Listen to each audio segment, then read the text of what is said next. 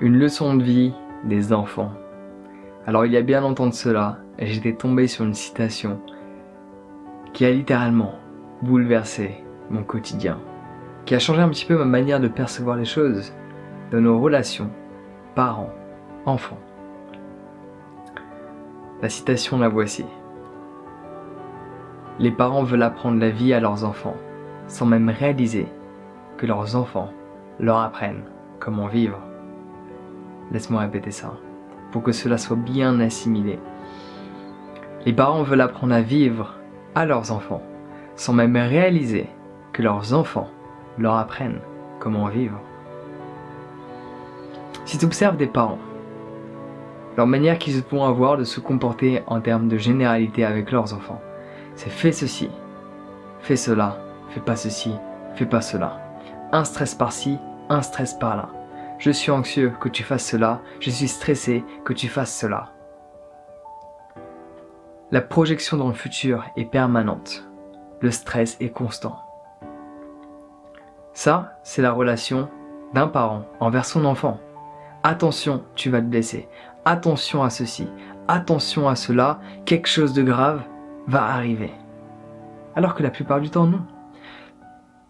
Et l'enfant, sa manière de se comporter face à la vie, enfant de bas âge, je tiens à le préciser. Il fait. Il est dans l'action.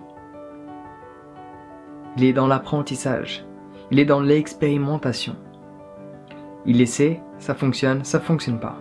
Il essaie, il teste la matière. Il la casse, il la déchire, il la chiffonne, il la gribouille. Il est constamment dans l'expérimentation, la découverte de la vie. Et plus on vieillit, plus on a tendance à s'asseoir sur son canapé et à ne plus rien expérimenter. On reste dans le connu et on a peur d'aller vers l'inconnu. Alors que les enfants nous apprennent comment vivre, ils nous montrent que la vie est faite de challenges, ils nous montrent que la vie est faite d'apprentissage en permanence. L'enfant apprend chaque jour, il expérimente chaque jour, avec ses mains, avec ses mots, avec son corps, avec son ressenti, avec son être. Il est dans cet apprentissage en permanence.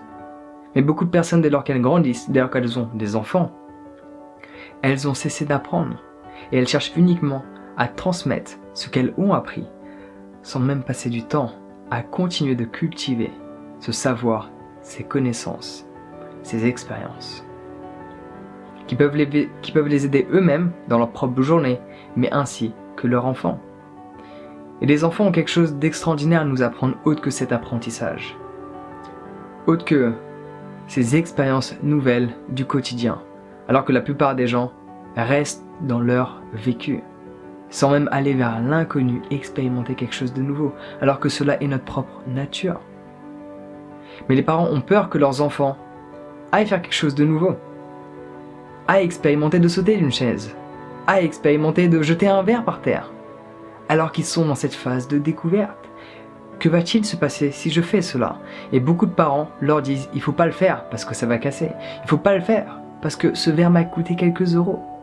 Alors que l'enfant veut comprendre la physique de la chose. Certes, il n'a pas mis un mot dessus, mais il veut juste comprendre que quand le verre tombe, ça fait clac, alors que quand la balle tombe, ça fait bing. Il veut voir la différence, il veut expérimenter. Donc c'est ça la leçon principale que les enfants nous apprennent, l'expérimentation. Le fait d'aller chercher le renouveau, chose que beaucoup de parents ont cessé de faire. Et autre fait, c'est que les enfants ont cette présence. Enfants de bas âge, je tiens à le préciser à nouveau, parce que plus les enfants se mettent à parler, plus les pensées se sont activées. Et plus la comparaison avec les autres enfants est présente. Mais de base, nous sommes dans cette pure présence, et tu peux le voir dans les enfants de bas âge. Leurs yeux pétillent. Ils regardent la vie, chaque jour, comme si c'était le dernier. Parce qu'ils ne passent pas dans cette illusion du futur et souvenir du passé. Ils voient l'instant tel qu'il est. Chose que la plupart des parents ne peuvent pas faire. Et là, peut-être qu'à l'heure actuelle, beaucoup de personnes risquent de trouver beaucoup d'excuses. Ah mais tu sais, mais j'ai des factures, faut que je paye des couches. Ah mais tu sais, il faut que je paye le loyer. Ah mais tu sais, des excuses il y en a. Prendre un temps, chaque jour, pour savoir qu'est-ce que tu dois faire plus tard, ne veut pas dire t'empêcher de vivre dans le présent. Ça veut dire que tu as dédié un temps dans ta journée pour penser, pour visualiser, pour programmer, pour te projeter, pour t'organiser, pour planifier. Tu as pris un moment dans ta journée pour le faire. Mais le reste du temps, que fais-tu? Tu as le choix d'être présent ou de partir dans une imagination du futur à nouveau ou de te ressasser le passé. Et la plupart des adultes font ça et ils se trouvent comme excuse qu'ils ont des obligations pour ne pas être pleinement présents. Alors qu'en 1 heure de temps, chaque jour, voire même en fonction de tes obligations au quotidien, 1 heure à 2 heures par semaine, tu as largement eu le temps d'organiser toute ta semaine. Mais tu préfères te trouver une excuse comme quoi t'as pas le temps d'être présent parce qu'il faut constamment que tu penses à toutes ces factures. Mais en 1 heure de temps, tu prends un bloc-notes, un stylo, tu as eu le temps d'écrire tout ce que tu devais faire cette semaine. Je te mets au challenge. Alors peut-être au début ça va être difficile, mais au fur et à mesure du temps que tu prends cette habitude, en un temps record cela va être fait et tu pourras libérer ton cerveau de toutes ces pensées et pleinement vivre cet instant. Et ça, les enfants te l'apprennent. Le plus important c'est cet instant. Le plus important c'est de jouer. Ah mais moi je peux pas jouer dans le travail que je fais. Il faut que je sois sérieux. Vraiment? Il faut que tu sois sérieux? Parce que quand tu dialogues avec telle et telle personne, cette personne est sérieuse. Par ce fait, il faut que tu sois sérieux pour qu'elle te prenne au sérieux. Mais tu vois, la plupart des vies des gens sont ennuyantes. Si tu essaies de ne pas te prendre au sérieux et de ne pas prendre cette personne au sérieux tout en la respectant, cette personne a de grandes chances de t'apprécier.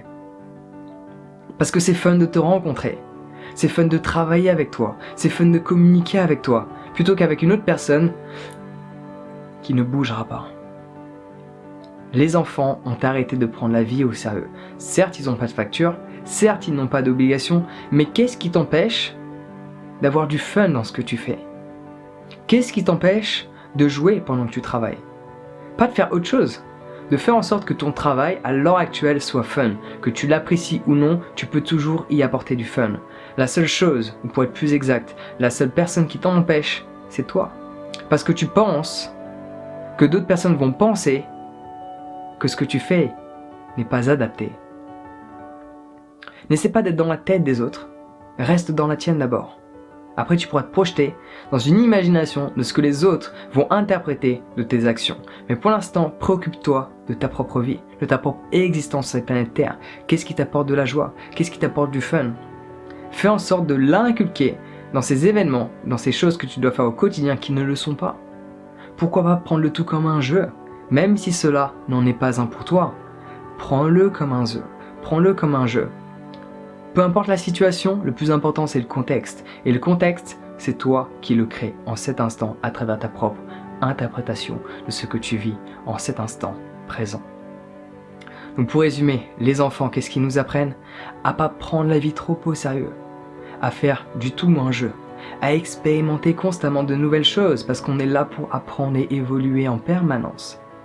Et ils nous apprennent cet état de présence où le futur n'est pas là, le passé n'existe plus. La seule chose qui nous reste, c'est la beauté de ce qui est en cet instant. Donc la prochaine fois que tu regardes des enfants, souviens-toi de cela, observe-les. Et souviens-toi de cette citation, désolé, je me souviens plus de l'auteur. Cette citation, je l'ai lue il y a un bon paquet d'années de cela, je crois. Les parents veulent apprendre la vie à leurs enfants, sans même réaliser que leurs enfants leur apprennent comment vivre. J'espère que le message est passé. Sur ce, passe une belle journée ensoleillée. Prends soin de toi et on se voit bientôt.